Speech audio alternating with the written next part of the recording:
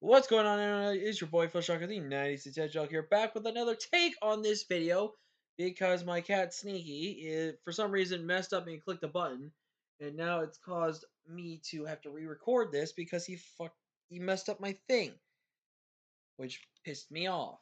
So now I have to record this again after I had just did a really good job explaining everything. So here we go again. This is BFO Surge Tournament Draft Analysis. We are back in the BFO Surge. Massive shouts to Aquarius, aka Addison, who let us come back to the BFO Surge off of a personal invitation, which I'm very grateful. Thank you so much, Addison. I really much appreciate this.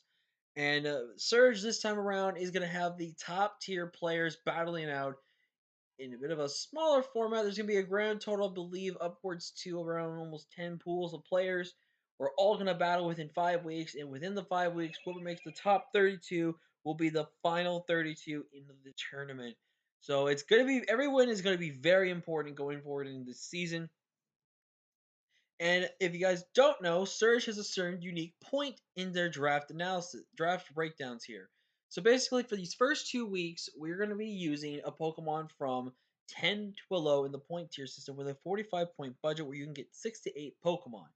But after the first 2 weeks, we will have a mini draft analysis, which is basically going to be a mini team transition, which again will talk about probably after my games in week 3 and 4, and we'll go over them in that perspective afterwards. So basically, what will happen there is we will get option, I believe, 2 or 3. I'm pretty sure of changes because the point totals will then go up for us to get points, and we'll add on to whatever leftover budget we have. So that's gonna be very important to note in this going forward because you want to start your team out as little like low tier balance to low tier, setup around, but then go from higher up to try and make the team even more powerful than it can already be. So I'm very much excited for this. I cannot wait to try out some of these Pokemon. Some of these Pokemon I've never used before in Draft League, and some of these I have and had great success with. So with that being said, let's go ahead and get into this draft analysis. So I had the fourth overall pick in a pool 6, which had a good couple of coaches, some really good notable ones being Daria, Shay, Kurt, and stuff like that. So it was a pretty good talented pool that I got. I also had Scoots, Watt, like a lot of coaches, Jed, and just a lot of talent. So I definitely have a decent sized pool. I do not know if we're facing everyone within our pools.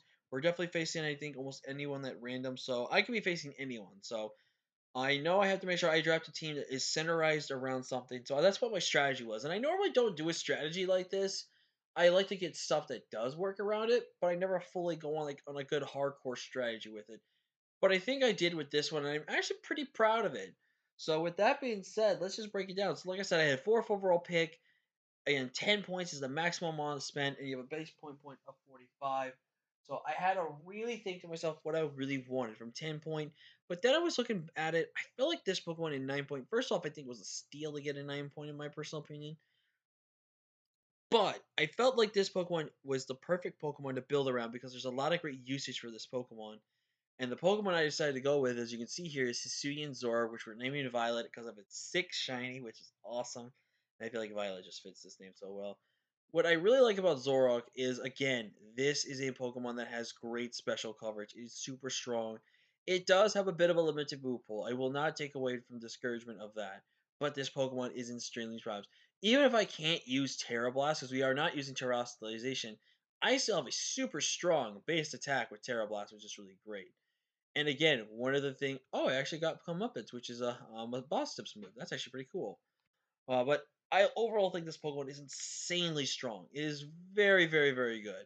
Now, one thing to note is that it actually lost 5 base points when it was originally brought into the game itself. But now, with it being brought back in the game, it regained the 5 base points and now has the base 110 speed tier, which is really good, with a base 125 special attack stat. This Pokemon is super good. It is going to be running Choice Specs, Life Orb, Scarf, and it keeps the Illusion ability, which is again going to force players to be very, very, very careful with how they play against my mons.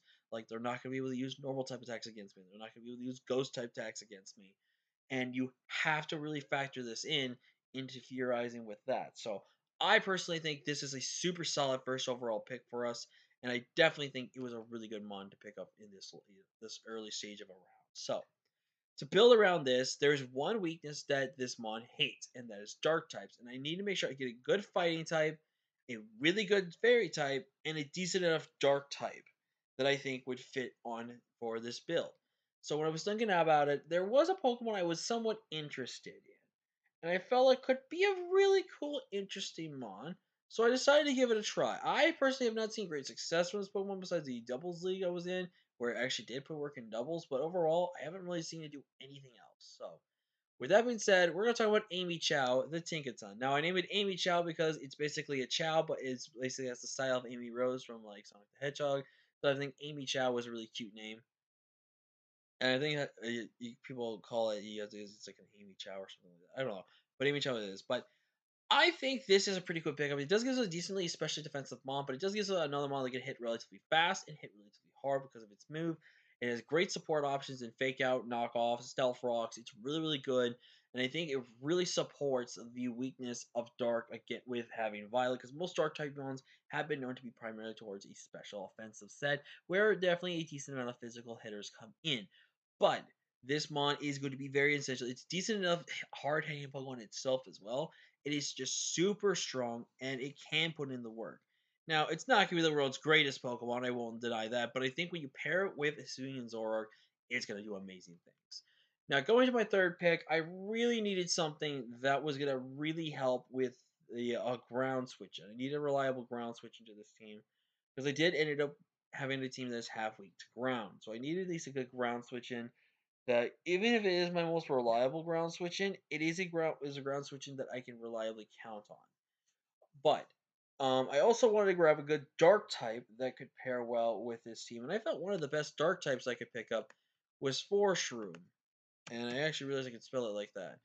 But Thorn Shroom here is the Paradox Pokemon Brute Bonnet, known as from Amoonguss. Now, this thing is primarily more mixed defensive, but it does have a really strong attack set with strong HP with decent speed to outspeed lower tier bulk.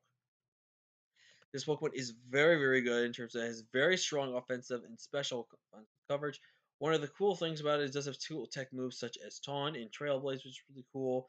It does have access to Spore like regular Mungus, so it does give us a mon that can spam Spore to a certain degree, of course. It actually has really weird coverage. It like, learns close combat for some weird reason. But overall, this Pokemon is insanely strong. It is very, very good. I am very excited to try Brubon. I've never used Brubon like Tinkaton. I've never used these Pokemon. So I'm super excited to see how these work. I have technically used Zoroark once, but I'm not gonna really count it because I didn't really get a chance to use it all that much. So this is another time where I'm gonna kind of use Zora for the first time as well. So again, this team is relatively new to me, but I'm super excited. But a mon that's not new to me, if I could have uploaded my Wi-Fi season, you guys would have seen the absolute work that Dakota Kai, the Medicham, put in for our team. This was easily the MVP of my Wi-Fi team. This mon single-handedly put on a ton of offensive pressure. It has came in the clutch, picking up a massive flinch to secure us a spot in the fight for quarterfinals against Q. And this was able to help us against Q as well. And this Mon just single handedly just did so much work. I am very proud of how this Mon has performed for me in the past, and I know Medicham's going to do it again for us here. And I felt like in terms of fighting type, I want strong offensive wall breaking fighting type, and I felt like Medicham was the right way to go. So I'm very excited to see Dakota Kai back here, and I cannot wait to use it. Now, coming up, I really needed something for bulky waters. I really need something for flying types because I only have one switch into flying types right now in this team, and I really need another one. And I feel like something with good utility, but also a really good slept on wall breaking potential is really good as well. And that's where I picked up Sparks the Luxray. I have used Luxray two times, one in a doubles league where it actually was a very strong performer and definitely carried a good couple of main games for me. But this is also what I used in WC, and surprisingly enough, Luxray was the first time I ever drafted it on that team. It got me to the finals, and I won. So Luxray is a Pokemon that, even though I don't use a lot, I do have good success with. So I think this is gonna be a super good mom for us because it's another good physical wall breaker.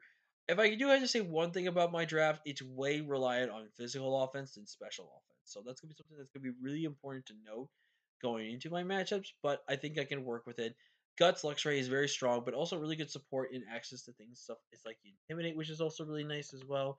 So overall, I feel like Luxray was a super solid pick. I think it's really, really good. And I overall think it's going to be a strong mom for our team. So I'm really looking forward to that. And last but not least, I only have one rocker. I think getting some spikes, toxic spikes, and rocks is also really good. Pressuring the offensive removal on my opponent's side. I decided to scoop up Blob, my boy Clogsire. I also want to learn another thing to check fairy types because I only have one thing that's checking fairies. I don't want to make that a reliable switch in. So I decided to go with Clodsire, which does give me a water immunity, which is really good, and also an immunity to set up options on my team. So Clodsire really puts in a lot of great off defensive pressuring on my opponent's team. Again, another specially defensive mon that can play physically defensive if need be. So overall, I feel pretty confident with this team. Now, again, we are going to play 2 games with this team, and then there will be another mini draft slash transactions thing that we'll have to go with, and I will go over that in the week 3 game instead of talking about it in a separate video because it would just be a really short video, and I feel like it would just be better to talk about in the week 3 battle to kind of go over my thought process there. So, with that being said, thank you all so much for watching. I hope you are hyped for BFL Surge. I know I am. I'm ready to take on some of these top tier talented coaches. Hope to have some more fun games and hopefully to make some more friends out of this and hopefully get a chance to play against the best of the best. So, with that being said, thank you all so much for watching. Like, comment, share, subscribe, and I will see you guys in week 1 where I don't know who the heck I'm playing. But thank you all so much for watching. Peace out, guys.